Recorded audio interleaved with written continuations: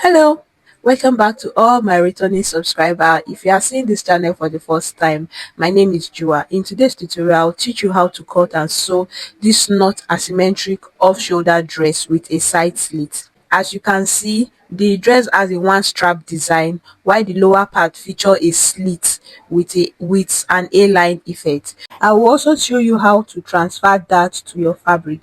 If you enjoy showing tutorials like this, please like this video and hit the subscribe button. So you'll be needing about 2.5 yards of your preferred fabric.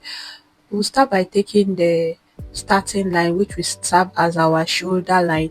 From our shoulder line, we are going to go down to our bust point, which is 10 inches for me, under bust 13 inches for me. Then we'll take our waistline. My shoulder to my waistline is 17 inches. So I'm just going to rule everything out. That will serve as all my needed vertical measurement to cut the upper body of this dress. For our neck width, we'll be using 4 inches for our neck width. Then our shoulder divided by 2, mine is 7.5. Then I came down by 1 inch for my shoulder slope. Then I connect it to meet my neckline of 4 inches. So next, I'm going to take my armhole. My armhole is 7.5. Then I'm just going to connect it to meet my shoulder slope. Then I'm going to rule it out. That will serve as my new chest line.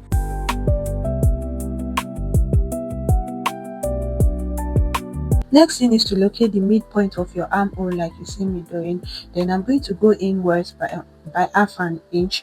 Then I'll also take my round bust measurement, which is 9 inch. I'll make a dot there. Then I'll now connect the dot to get my armhole curve like this. I forgot to mention that your pattern paper must be folded into 2 while cutting this. And of course, all your measurements will be divided into 4. For our dart intake, you are going to come to your waistline. Then you mark your nipple to nipple divided by 2. It's going to give you, mine is 4 inches. Then I'll mark it from my waistline to my bust point like this. So after making that straight line, I'm going to mark half an inch on both sides on my waistline, while on my bust point I'm going to come down by 1 inch. This is necessary in order to remove that pointy edge on my bust point after sewing in my dart. So I'm just going to connect my dart leg like this. Next thing we'll be doing is to take our round body measurement. So my bust divided by 4 is 9 inch. I'm just going to place it there. Then on my under bust, I'm going to place my under bust divided by 4. Also my waist divided by 4, I'm going to place it there.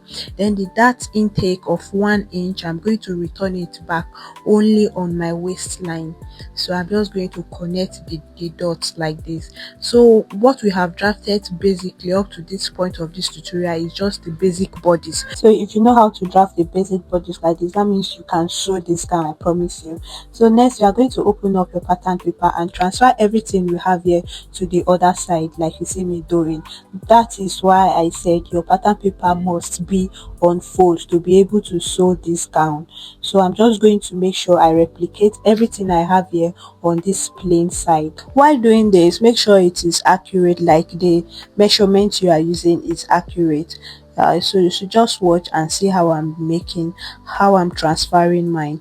If you haven't liked this video, please take a moment to hit on the like button and leave nice comments for me. Liking this video really helps it grow.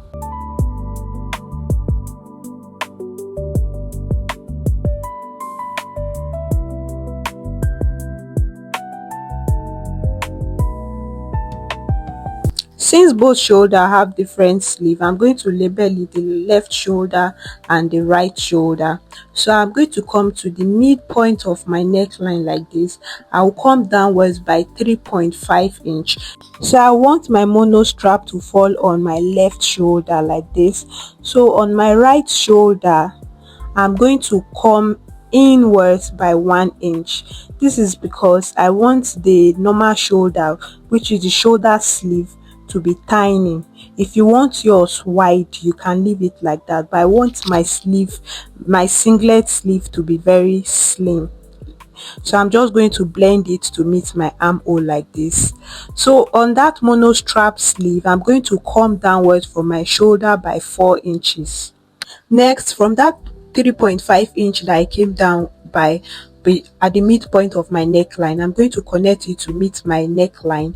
Then I'll also make a curve to meet the 4 inch that I came down by on my shoulder like this. Next, I'm going to extend that line like this. Then from that line, I'm going to come downwards by 3 inch like you see me doing, and I will also extend the 3 inch outwards like this. If my explanation is not clear enough, please make sure you watch what I'm trying to demonstrate. You are going to understand it. But if you still do not understand what I did, please leave your question in the comment section. I'm going to reply you immediately. So just watch and see the part I'm going to trim out. So this part that has the normal sleeve, I'm just going to cut everything off like this, while on this other side that has the monostrap sleeve, I'm going to leave that extension out like this. If you understand up to this point of the tutorial, please take a moment to like this video, and if you have a question, please leave it in the comment section. Since I'm not using lining to turn this, because of the nature of this fabric, I'm going to be leaving 0.25, that is quarter of an inch on the upper side, the shoulder and the armhole.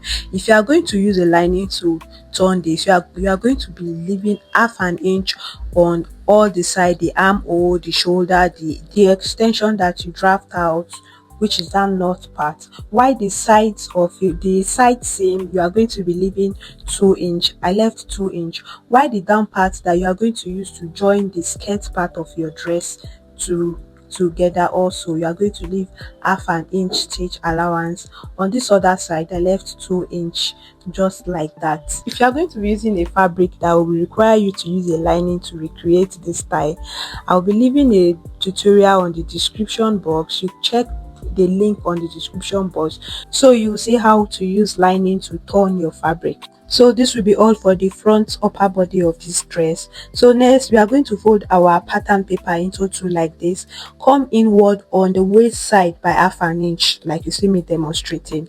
Then I'm just going to make a slant like a dart, a very long dart like this. This will help remove zipper bulge on our back bodies. So I'm just going to trim it off like this. When I open it up, I'm going to have two.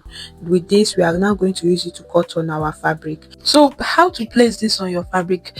You are going to turn it over to the wrong side like this.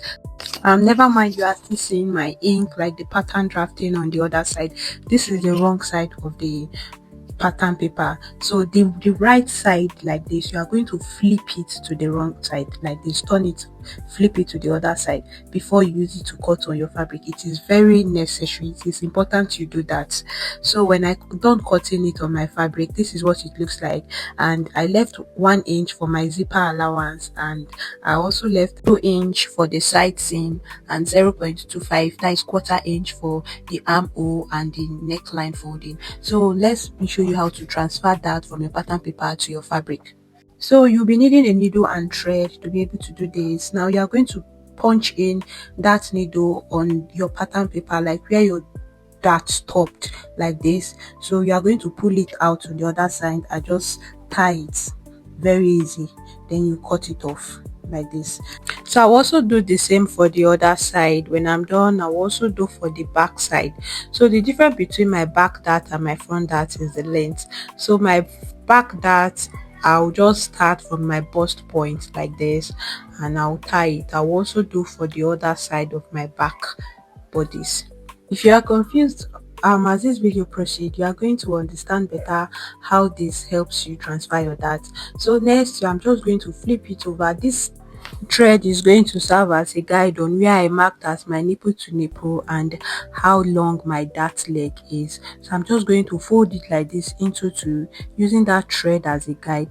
I'll stitch it. When I get to that thread part, I'm going to stop. Now to cut the lower part of this gown, this starting line is going to serve as our waistline. So from our waistline, I'm going to go downwards to our hip line of 8 inches. Now to get the full length of our gown, which is 46 inches, I'm going to place my 17 inches of my upper body on top of this my waistline and go downwards to get my 46 inches. So I'm not going to be marking the exact 46 inches. I added my hemming allowance to it and I just rule it out. So that's what the vertical measurement will be needing. Our waist which is our starting point, and our hip line. So I'm just going to mark it out like this.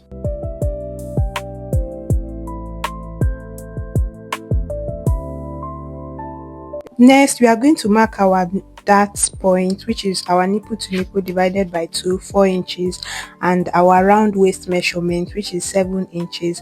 Then the dart of 1 inches, I replaced it there. So my waist 7 inches plus 1 inch for my dart intake. So for my hip also, I'm going to be placing my hip divided by 4. I'll place it there. I'll just go ahead to connect the dots like this to get my curves. Then for the hem of our dress, I'm going to take that my hip measurement divided by 4, which is 9.5. I'll place it there and add extra 1 inch because I want it to have an A-line shape. You can go as far as adding extra 4 inch to the hem of your gown and just connect it like this to meet that 4 inch or 1 inch. But I did 1 inch though. When you are done, you are going to have this A-line shape effect. So now the next is to get our dart leg. So I'm just going to go ahead and mark 4 inch all down, so I'll be able to get a straight line. Since this gown is going to have a slit, I'm just going to first mark a straight line downwards to how long I want it. It doesn't matter. Then I'm going to mark ½ inch on both sides of my dart, get my dart leg of 4 inches. Then I'll just make my connection like this to get my dart leg.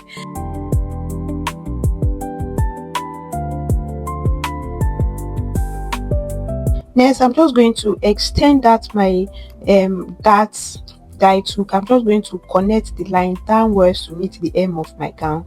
Then I'll cut it off.